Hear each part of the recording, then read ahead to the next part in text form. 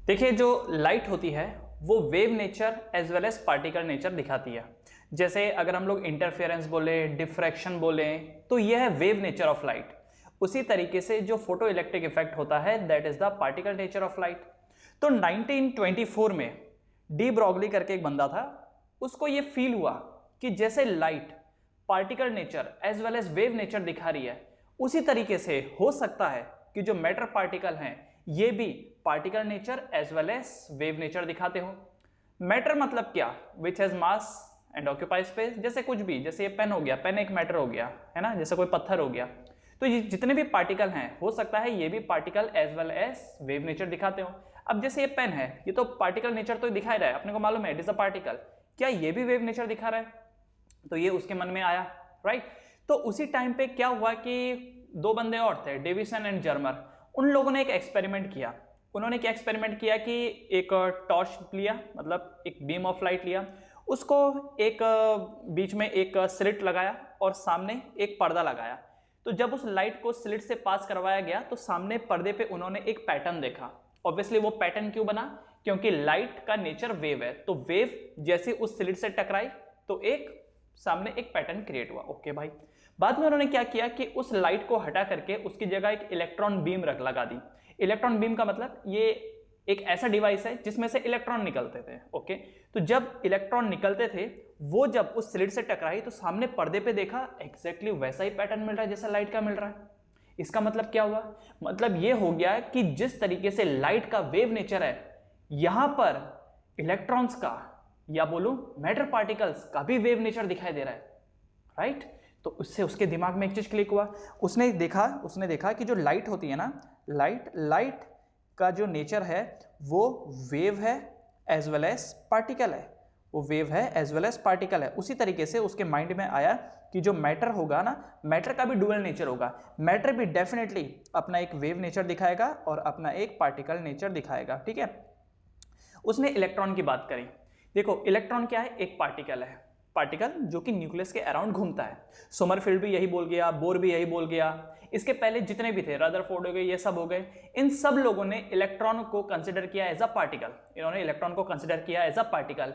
लेकिन ये जो बंदा था डी ब्रॉगली, उसका ये कहना था कि ये जो इलेक्ट्रॉन है जब तक तो ये रुका हुआ है, ध्यान से समझिएगा, जब तक तो ये रुका हुआ है तब तक इसका पार्टिकल नेचर है, और जब ये मूव करेगा इसका नेचर वेव वाला हो जाएगा। It will behave like a wave.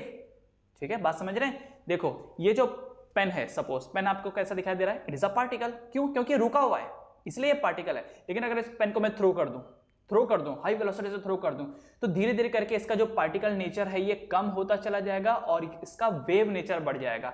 मतलब कि it will behave like a wave, it will behave like a wave. Okay, तो उस बंदे ने कंक्लूजन दिया। क्या कंक्लूजन दिया?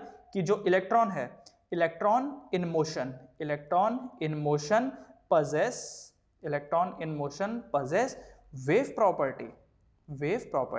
कि ये जो इलेक्ट्रॉन है जो कि मोशन में है, ये कौन सी प्रॉपर्टी पजेस करता है? Wave property. It possess wave property. Okay, अब इलेक्ट्रॉन एक वेव है, अगर लेट्स से इलेक्ट्रॉन एक वेव है।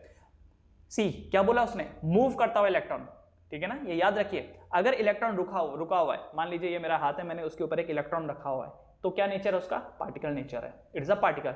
लेकिन अगर वही इलेक्ट्रॉन मूव कर रहा है, जैसे मैंने अभी आपको बोला था कि एक इलेक्ट्रॉन बीम में से इलेक्ट्रॉन निकल रहे थे और वो स्लिट से टकराए और सामने पर्दे पर पैटर्न बना, तो जब वो बीम से निकल रहे थे ना, मतलब उस डिवाइस से जब वो निकल रहे थे इलेक्ट्रॉन बीम बन करके, तो उनके पास क्या थी? वेलोसिटी थी, वो मूव कर रहे थे, इसलिए इलेक्ट्रॉन का जो नेचर है वो वेव नेचर बन करके आया।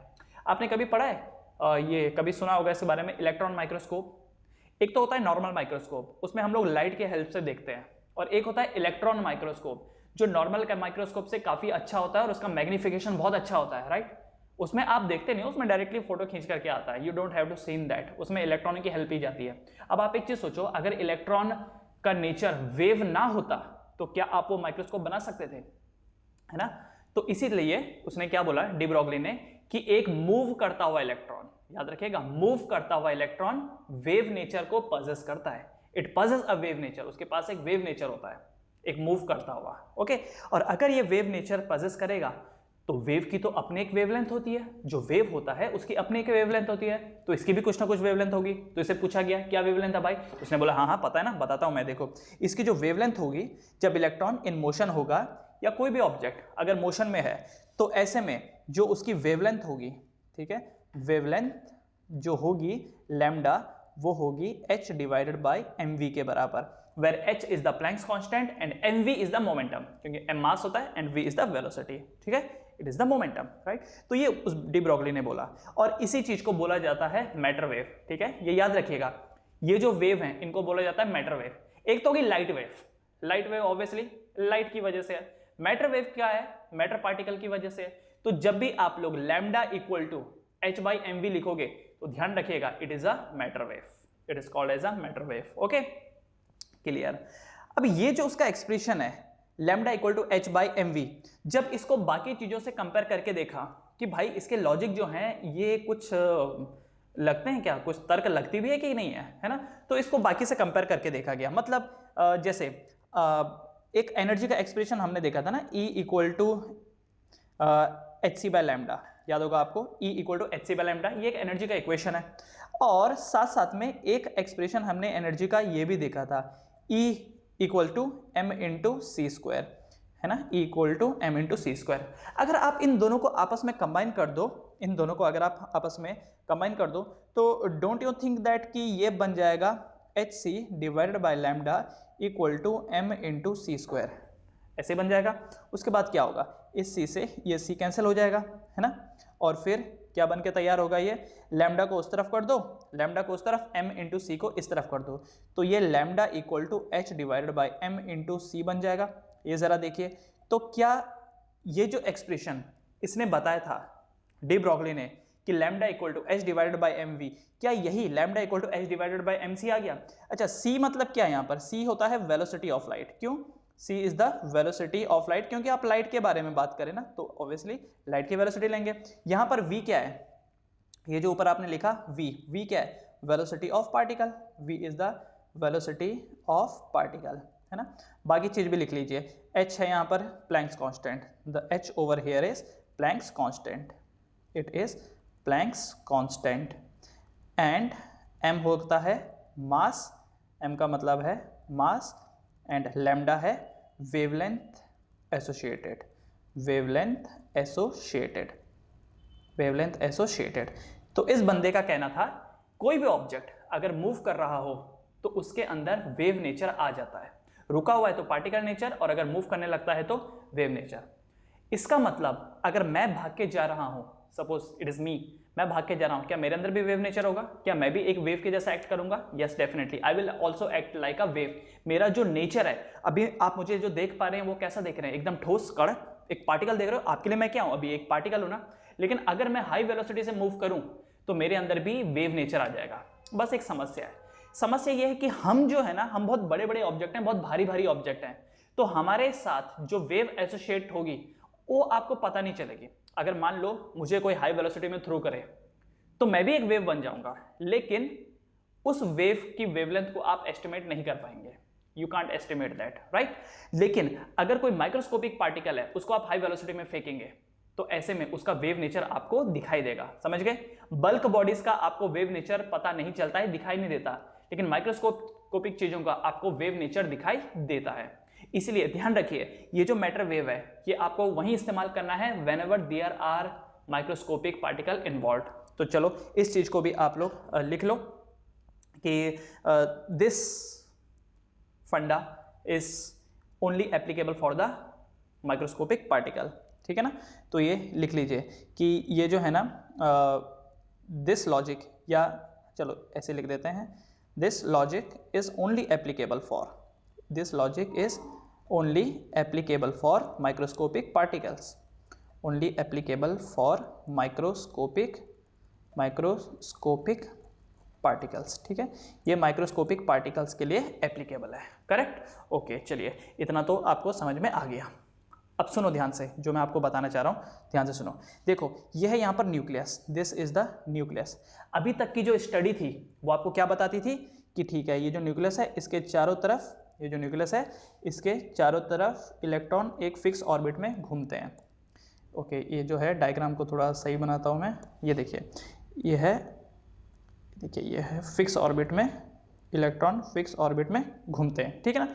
Okay, now consider this, this is the electron, ये इलेक्ट्रॉन है और ये फिक्स ऑर्बिट में रिवॉल्व कर रहा है। अभी तक आपने ये पढ़ा था, लेकिन क्योंकि इसकी थ्योरी आ जाने के बाद अब जो स्ट्रक्चर है उसको एक अलग नज़रों से देखा जाता है। कैसी नज़रों से? कि ये न्यूक्लियस है, ये न्यूक्लियस है, राइट, एंड इसके चारों तरफ ये जो इलेक्ट्रॉन घूम रहे हैं। अब क्योंकि इलेक्ट्रॉन एक पार्टिकल ना होकर के, इलेक्ट्रॉन तो एक वेव है, क्यों? क्योंकि हाई वेलोसिटी में घूम रहा है। इस वजह से ध्यान से समझिए, पहले तो ये आपको इलेक्ट्रॉन एक छोटा पार्टिकल दिखाई दे रहा ना, पर अब इलेक्ट्रॉन पार्टिकल नहीं है, इट इज अ वेव। और वेव कैसी होगी? देखो जरा, वेव कैसी होगी? तो वेव ऐसी होगी, क्योंकि वेव का क्रस्ट ट्रफ ये होता है। So this is a wave, समझ में आ रहा है? This is a wave. तो ये जो है ना, ये what is this is a wave. पहले तो अगर इलेक्ट्रॉन एक पार्टिकल है तब तो ऐसा ऐसा घूमेगा, लेकिन अगर इलेक्ट्रॉन एक वेव है तो क्या होगा? वेव है तो क्या होगा? देख रहे हो क्या? न्यूक्लियस के चारों तरफ ऐसा ऊपर नीचे, ये देख रहे हो? ये डायग्राम देखो, ऐसा ऊपर नीचे, यहां से भी ऊपर नीचे। क्लियर है ये चीज? ठीक है ना। अच्छा, एक चीज आप जानते होंगे, बोर का आपने सेकंड पोस्टुलेट पढ़ा था, जिसमें उसने क्या बोला था? इलेक्ट्रॉन ऐसा नहीं है कि कहीं पर भी घूमते हैं, इलेक्ट्रॉन वहीं घूमते हैं जहां का एंगुलर मोमेंटम NH बाय, मतलब जहां का angular momentum integral multiple of h/2 पाई होता है। यही बोर ने बोला था। वो इस कंक्लूजन तक कैसे पहुंचा था, जरा इस चीज को भी समझिए। देखिए, इसके लिए मैं एक अलग डायग्राम बनाता हूं। मान लीजिए कि ये न्यूक्लियस है, दिस इज द न्यूक्लियस। अब इलेक्ट्रॉन को अगर घूमना रहेगा तो घूमने के लिए इलेक्ट्रॉन के पास मल्टीपल जगहें अवेलेबल है ना। ये देखिए, इलेक्ट्रॉन यहाँ पर भी घूम सकता था, ये जो जगह है ये यहाँ पर भी घूम सकता था, है ना। ओके, हो सकता है इलेक्ट्रॉन यहाँ पर भी घूम सकता था, क्योंकि भाई हर जगह अवेलेबल है यार उसके लिए। हो सकता है इलेक्ट्रॉन यहाँ पर घूम जाता था, इस वाली जगह पर, राइट। ये देखिए ज़रा, हो सकता है इलेक्ट्रॉन यहाँ घूमता, हो सकता है, एक और बना लेता हूँ मैं, हो सकता है इलेक्ट्रॉन इधर घूमता। ये देखिए, हो सकता है इलेक्ट्रॉन यहाँ घूमता, ठीक है। तो अब इलेक्ट्रॉन क्या कहीं पर भी घूम सकता था? यस, लेकिन वहीं घूमेगा इलेक्ट्रॉन जहां पर एक कंप्लीट वेव बन के आएगी। इलेक्ट्रॉन वहीं घूमेगा जहां पर एक कंप्लीट वेव बन के आएगी। अब कंप्लीट वेव बन के आने का मतलब क्या है? जरा इस चीज को समझो। यह है ग्रीन लाइन, इधर देखो, यहां से जब वेव बनी, इलेक्ट्रॉन अब पार्टिकल नहीं है, इलेक्ट्रॉन अब एक पार्टिकल नहीं है, क्या है वो? एक वेव है। ओके, तो ये देखिए, ये एक वेव बनी, यहां पर देखिए, ये एक वेव बनी, ये देखिए, क्या ये कंप्लीट वेव बनी? क्या ये कंप्लीट वेव बनी? यस, क्योंकि जहां से वेव शुरू हुई थी वहीं पर ही खत्म हुई। ओके, मतलब इस फर्स्ट वाले ऑर्बिट में इलेक्ट्रॉन घूमेगा। अब दूसरा देखिए, इसको देखिए जरा, यहां से एक वेव बनाई मैंने, तो ये वेव बन रही है। वेव में क्या होता है? क्रस्ट एंड ट्रफ दोनों होता है, क्रस्ट एंड ट्रफ दोनों होता है। अब जरा देखिए, क्या ये वेव कट रही है? ये जरा देखो, क्या ये वेव कट रही है? ये देख रहे हो क्या? एक का स्टार्टिंग पॉइंट कहीं और है, दूसरे का कहीं और है। क्या यहां पर एक कंप्लीट वेव बन पाई? क्या यहां पर एक कंप्लीट वेव बन पाई? देखो, कंप्लीट वेव का मतलब क्या है? एक वेव में क्या होता है? एक क्रस्ट होता है और एक ट्रफ होता है ना। ये देखिए जरा, जब भी हम लोग वेव का डायग्राम बनाते हैं तो एक कंप्लीट वेव हम कैसे दिखाते हैं? How we show a complete wave? कि ये देखिए, this is a complete wave, ये कंप्लीट वेव है जिसकी वेवलेंथ कितनी है? लैम्डा है, ये कंप्लीट वेव है, राइट। अब आप देखिए, हो सकता है वहां पर एक ही वेव हो सकता है वहां पर दो वेव हो। ये देखिए, क्या यहां पर आपको दो वेव दिखाई दे रही है? अच्छा, इसको देखिए, ये देखिए, एक यहां से ये दो, यहां से ये तीन, क्या यहां पे आपको तीन वेव दिखाई दे रही है? सिमिलरली आप चार बना सकते हो, एक, ये दूसरा, ये तीसरा और ये चौथा। तो ये बन के तैयार हुई चार वेव। यहां पर क्या है? चार वेव है ना। यहां पर क्या है? Three waves. यहां पर क्या है? Two wave. और यहां पर क्या है? One wave, just one wave. Okay, तो याद रखिए, जब कभी भी एक वेव हो, दो वेव हो, तीन वेव हो, चार हो, पांच हो, इंटीग्रल मल्टीपल ऑफ वेव हो, जहां पर जिस सरकमफ्रेंस में इंटीग्रल मल्टीपल ऑफ वेव हो, वहीं पर ही इलेक्ट्रॉन घूमेगा। ठीक है, मतलब जिस सरकमफ्रेंस पे इंटीग्रल मल्टीपल ऑफ वेव हो, वहीं इलेक्ट्रॉन घूमेगा। जहां पर जिस सरकमफ्रेंस पे वेव का इंटीग्रल मल्टीपल नहीं हुआ, वहां इलेक्ट्रॉन नहीं घूमेगा। क्यों? क्योंकि वहां पर आधी अधूरी वेव है। मान लो अब ये देखो, ये जो मैंने रेड कलर का बनाया है, आप यहां पर देख रहे हैं क्या वेव के साथ क्या हुआ, यहां पर परफेक्ट वेव क्रिएट नहीं हो रही है, यहां पर परफेक्ट वेव क्रिएट नहीं हो रही है। यहां पर ऐसा हो गया कि हो सकता है यहां पर कि 3 वेव क्रिएट, मतलब 3.5 वेव क्रिएट हुई हो सकता है यहां पर 3.75 हो, 3.9 वेव क्रिएट हुई हो, या तो परफेक्टली एक वेव हो, या तो 2 वेव हो, या तो 3 हो, या तो 4 हो, या तो 5 हो, या तो 10 हो। जहां पर भी ऐसा हुआ कि 3.5 वेव प्रोड्यूस हो रही है, या 2.5 प्रोड्यूस हो रही है, या 15.5 हो रही है, या 20.2 हो रही है, वहां पर इलेक्ट्रॉन नहीं घूमेगा।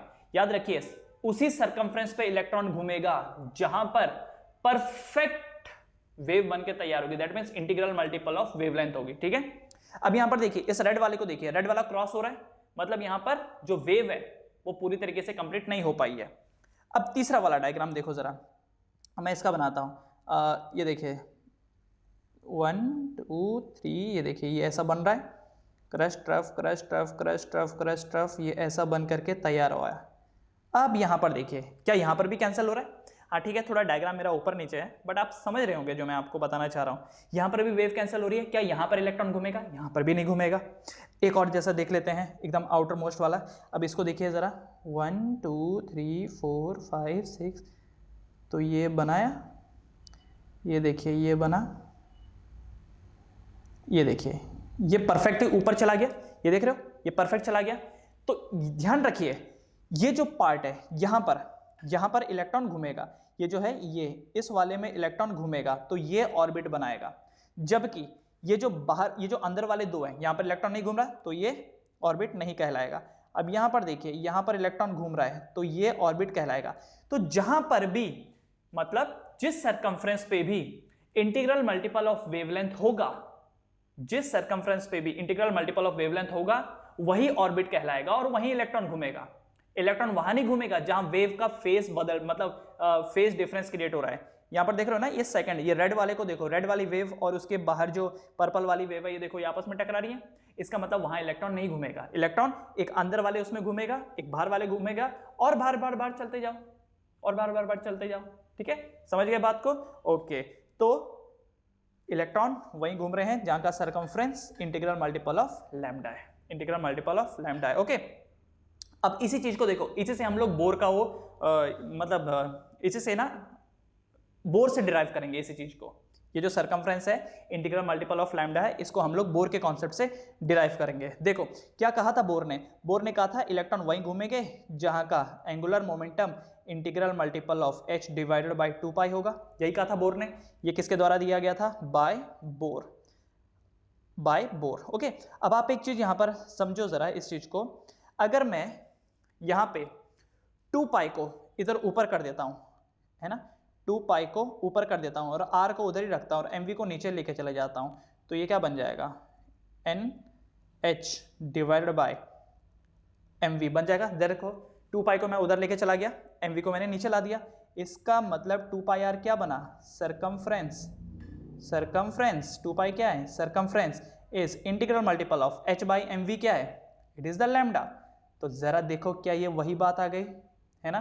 क्या बोर के एक्सप्लेनेशन से भी यही चीज, मतलब ये जो बोर ने पोस्टुलेट दिया था वो भी यहीं से आया? तो आप बोल सकते हो कि circumference equal to n pi, electron वहीं घूमेंगे जहां पर वेव एक परफेक्ट बन रही हो, 1 वेव 2 वेव 3 वेव 4 वेव, वहीं पर ही इलेक्ट्रॉन घूमेंगे। तो वहां पर circumference equal to integral multiple of lambda होगा। तो आप बोर से ये डिराइव कर सकते हो, या फिर इसको उल्टा सॉल्व करो तो बोर का आ जाएगा, बोर का पोस्टुलेट। तो ध्यान रखिएगा, कल के दिन किसने आपको बोला कि बोर से आप इसको डिराइव करिए, बोर से आप ये डिराइव करिए कि circumference equal to n pi. तो कैसे करना है? mvr equal to nh by 2 pi, 2 pi उधर, mv नीचे, h बाई mv क्या हो गया? लैम्डा हो गया। अगर बोला जाए कि सरकमफ्रेंस इक्वल टू n पाई, इससे बोर को डिराइव करिए, बोर का सेकंड पोस्टुलेट, तो उल्टा चलिए, दैट्स ऑल। ठीक है, तो एक बार समराइज करके मैं बता देता हूं यहां पर एक्चुअली है क्या। ये जो था डी ब्रोगली ने बोला कि जो इलेक्ट्रॉन है अगर वो रुका हुआ है तभी वो पार्टिकल है, लेकिन अगर वो मूव कर रहा है तो वो वेव नेचर एग्जिबिट करेगा। और क्योंकि वो वेव नेचर एग्जिबिट करेगा तो उसका कुछ ना कुछ वेवलेंथ होगा, एंड उसका wavelength is denoted by h divided by mv। अब इसके ऊपर कुछ क्वेश्चंस कर लेते हैं तो आपके कॉन्सेप्ट और क्लियर हो जाएंगे। ये देखिए आपके सामने क्वेश्चन रखा हुआ है, a particle of mass 10 to the power -15 gram is moving with a speed of 10 to the power 5 metre पर second, calculate the de Broglie wavelength. Okay, तो चलो, तो यहां पर जो मास है, mass is given as 10 to the power -15 grams में दिया है ना, है ना, तो केजीज में चेंज करना पड़ेगा, तो केजी में चेंज करने के लिए इंटू 10 टू द पावर -3 से मल्टीप्लाई करना पड़ेगा, तो इससे क्या होगा, ये केजी में चेंज हो जाएगा। दूसरा जो वेलोसिटी दिया हुआ है वो 10 टू द पावर 5 दिया हुआ है, आपसे क्या पूछा है, लैम्डा पूछा है, तो क्या फॉर्मूला है, lambda equal to h divided by mv। तो चलिए डाल के देखते हैं, lambda equal to h 6.6 into 10 to the power -34 divided by mass की वैल्यू कितनी, ये बन जाएगी 10 to the power -15 into 10 to the power -3 into 10 to the power 5। बस इसे सॉल्व कर लीजिए and you will get your wavelength. इसको सॉल्व करने के बाद आपको आंसर आ जाएगा wavelength in the metres. Okay, clear है ये? तो बहुत ही इजी क्वेश्चन है ये, कैलकुलेशन मैं आप पे छोड़ता हूं।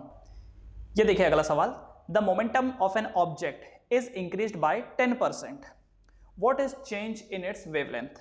एक ऑब्जेक्ट था, उसका मोमेंटम 10% बढ़ा दिया गया, उसके वेवलेंथ में कितना बदलाव आएगा। ओके, तो चलो देखते हैं। पहले तो वेवलेंथ एंड मोमेंटम का आपस में रिलेशन क्या है, wavelength is h divided bye momentum. Okay, ये जो mv है यही तो मोमेंटम है, h divided bye p, right, h divided bye p। तो यहां से क्या मैं ये कर सकता हूं, दो अलग अलग एक्सप्रेशन बना सकता हूं, जैसे कि ये जो केस वन में क्या है कि मान लेते हैं मोमेंटम अभी जो है वो 100%, आप फ्रैक्शन में भी सॉल्व कर सकते हो, आप परसेंटेज में भी सॉल्व कर सकते हो, ठीक है ना। अच्छा जी, तो ये देखो पुराने वाले केस में देखो h तो h ही रहेगा और मोमेंटम लेट से 100 है, मोमेंटम मान लेते हैं 100 है, मोमेंटम जो है वो मान लेते हैं यहाँ पर 100 है, तो पुरानी वाली जो वेवलेंथ है वो भी कुछ ना कुछ रही होगी, तो लेट से वो लैम्डा रही, जो पुरानी वेवलेंथ है वो कुछ ना कुछ रही होगी, लेट से लैम्डा रही। केस 2 यहाँ पर देखिए, केस 2, तो केस 2 में क्या बनेगा, नया wavelength lambda dash equal to h divided by, अच्छा वेवलेंथ कितनी हो गई, 100 का 110 हो जाएगा, क्यों, क्योंकि वेवलेंथ बढ़ गई है।